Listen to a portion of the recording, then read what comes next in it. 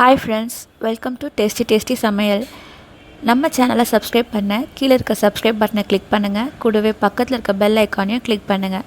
அப்போ தான் நான் போடுற வீடியோஸ் எல்லாமே உங்களால் உடனுக்குடன் பார்க்க முடியும். வாங்க வீடியோக்குள்ளே போகலாம். மார்க்கெட்லேருந்து மீன் வாங்கிட்டு வந்தால் நம்ம யூஸ்வலாக பண்ணுற ரெசிபி என்னென்னு பார்த்தீங்கன்னா மீன் குழம்பு, ஃபிஷ் ஃப்ரை. இதை தவிர வேறு எதுவுமே நம்ம மைண்டில் ஸ்ட்ரைக் ஆகாது. இந்த மாதிரி யூஸ்வலாக மீன் குழம்பு, ஃபிஷ் ஃப்ரைன்ட்டு இல்லாமல் ஃபிஷ்ஷை வச்சு ஒரு சூப்பரான ஒரு டிஷ் தான் இன்றைக்கி நம்ம பார்க்க போகிறோம். அது என்னன்னு பார்த்தீங்கன்னா சில்லி ஃபிஷ். தேவையான பொருட்கள் பார்க்கலாம். முள் இல்லாத ஃப்ளெஷ்ஷியாக இருக்க மீன் எடுத்துக்கோங்க. இங்கே பார்த்தீங்கன்னா நான் இன்றைக்கி கடல் வரால் மீன் எடுத்து வச்சுருக்கேன். இந்த மீனை நல்லா க்யூப்ஸாக கட் பண்ணி எடுத்துக்கோங்க. 1 டேபிள் ஸ்பூன் அளவுக்கு இஞ்சி, 2 மீடியம் சைஸ் வெங்காயம், 10 பல் பூண்டு, 2 பச்சை மிளகாய், இது எல்லாமே நல்லா பொடியாக சாப் பண்ணி எடுத்துக்கோங்க.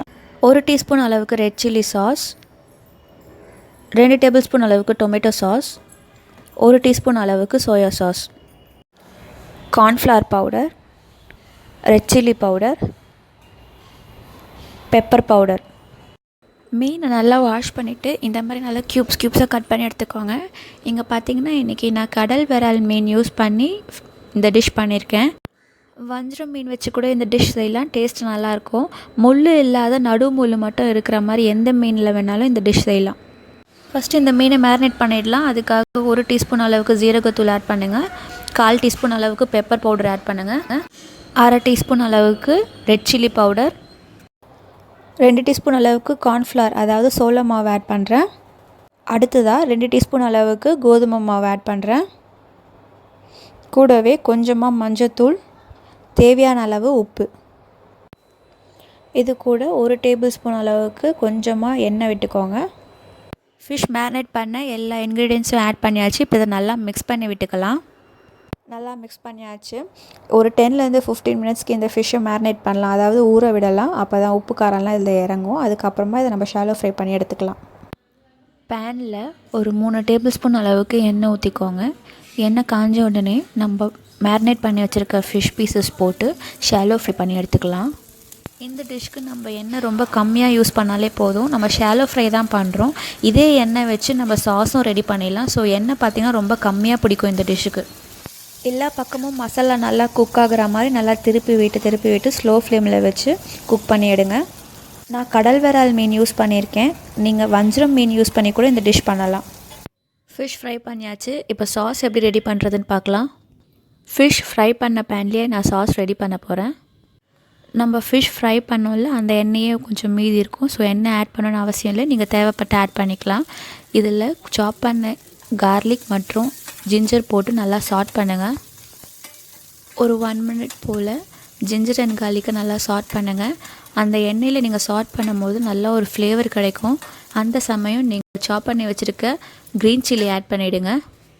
கூடவே பொடியாக நறுக்கி வச்சுருக்க வெங்காயத்தையுமே ஆட் பண்ணிடலாம். ஒரு 1.5 நிமிஷம் போல் வெங்காயத்தை வதக்கிக்கலாம். வெங்காயம் ரொம்ப வதக்கணும்னு அவசியம் இல்லை. வெங்காயம் க்ரன்ச்சியாக இருந்தால் தான் சாப்பிட்றப்ப நல்லாயிருக்கும். வெங்காயம் வதங்குறப்பயே நான் இதுக்கு தேவையான அளவுக்கு உப்பு ஆட் பண்ணிடுறேன். நம்ம ஃபிஷ் மேரினேட் பண்ணுறப்போ உப்பு போட்டு தான் மேரினேட் பண்ணியிருக்கோம். அதே மாதிரி சாஸ்லேயும் உப்பு இருக்கும். ஸோ பார்த்து தேவையான அளவு உப்பு ஆட் பண்ணிக்கோங்க. இப்போ இது கூடவே 1/2 டீஸ்பூன் அளவுக்கு மிளகாய்த்தூள் ஆட் பண்ணுறேன். மிளகாய்த்தூள் வதக்கிட்ட பிறகு 2 டேபிள் ஸ்பூன் அளவுக்கு டொமேட்டோ சாஸ் ஆட் பண்ணுறேன். கூடவே 1 டேபிள் ஸ்பூன் அளவுக்கு ரெட் சில்லி சாஸ் ஆட் பண்ணுறேன். சாஸ் ஆட் பண்ணிவிட்டு நல்லா மிக்ஸ் பண்ணி விடுங்க. இப்போ இது கூடவே கொஞ்சமாக தண்ணி ஆட் பண்ணுறேன். அப்போ தான் மசாலாலாம் தீஞ்சு போகாமல் இருக்கும். உங்களுக்கு நல்லா கிரேவியாக வேணும்ன்ட்டு விருப்பப்பட்டிங்கன்னா நீங்கள் தண்ணி அதிகமாக ஆட் பண்ணிக்கலாம். நான் இன்றைக்கி ட்ரையாக தான் பண்ண போகிறேன். ஸோ அதனால் கொஞ்சமாக தண்ணி ஆட் பண்ணிக்கிறேன். நான் தண்ணி ஆட் பண்ணிவிட்டு லைட்டாக வதக்கிட்டேன். இப்போ இந்த ஸ்டேஜில் நம்ம ஃப்ரை பண்ணி வச்சுருக்க ஃபிஷ் இது கூட ஆட் பண்ணிடலாம். ஃபிஷ் ஆட் பண்ணிவிட்டு மெதுவாக கிளந்து விடுங்க. ரொம்ப ஹார்டாக கிளந்திங்கன்னா ஃபிஷ்ஷு உடஞ்சிடும். ஸோ மெதுவாக பதமாக கிளந்து விடுங்க. ஃபிஷ்ஷோட மசாலா நல்லா கோட் ஆகிடுச்சு. இப்போது இந்த ஸ்டேஜில் 1 table soya sauce add பண்ணிக்கோங்க. இப்போ இதை நல்லா மிக்ஸ் பண்ணி விட்டுட்டு கார்ன்ஃப்ளவரை தண்ணியில் கரைச்சி வச்சுருக்கேன், அதை இது கூட ஆட் பண்ணிடலாம். 1 டேபிள் ஸ்பூன் கார்ன்ஃப்ளவரை 3லேருந்து 4 டேபிள் ஸ்பூன் அளவு தண்ணி விட்டு கரைச்சி வச்சுருக்கேன், அதை இதில் ஆட் பண்ணுறேன். கார்ன்ஃப்ளவர் ஆட் பண்ண உடனே திக்காக ஆரம்பிக்கும். கார்ன்ஃப்ளவர் எப்பவுமே கடைசியில் தான் ஆட் பண்ணணும். ஃபைனலாக ஸ்டவ் ஆஃப் பண்ணிவிட்டு கொஞ்சமாக தேவைக்கேற்ப பெப்பர் பவுடர் ஆட் பண்ணிக்கோங்க. சூப்பராக வீட்லேயே ரெஸ்டாரண்ட் டேஸ்ட்டில் சில்லி ஃபிஷ் ரெடி ஆகிடுச்சு. ரெஸ்டாரண்ட்டை விட டேஸ்ட் ரொம்ப சூப்பராக இருக்கும். நீங்கள் வீட்டில் ஒன்ஸ் இதை ட்ரை பண்ணி பாருங்கள். அதுக்கப்புறம் ரெஸ்டாரண்ட் பக்கமே போக மாட்டீங்க. நீங்களும் ட்ரை பண்ணி பாருங்கள். ரொம்ப ஈஸி இது பண்ணுறது. ஏதாச்சும் டவுட் இருந்ததுன்னா கீழே கமெண்ட் செக்ஷனில் கமெண்ட் பண்ணுங்கள். இந்த வீடியோ உங்களுக்கு பிடிச்சிருந்ததுன்னா லைக் பண்ணுங்கள். உங்கள் ஃப்ரெண்ட்ஸ்க்கெலாம் ஷேர் பண்ணுங்கள். மறக்காமல் சேனலை சப்ஸ்கிரைப் பண்ணுங்கள். வேறு ஒரு ரெசிபியோட இன்னொரு வீடியோவில் பார்க்கலாம். Until then, bye friends.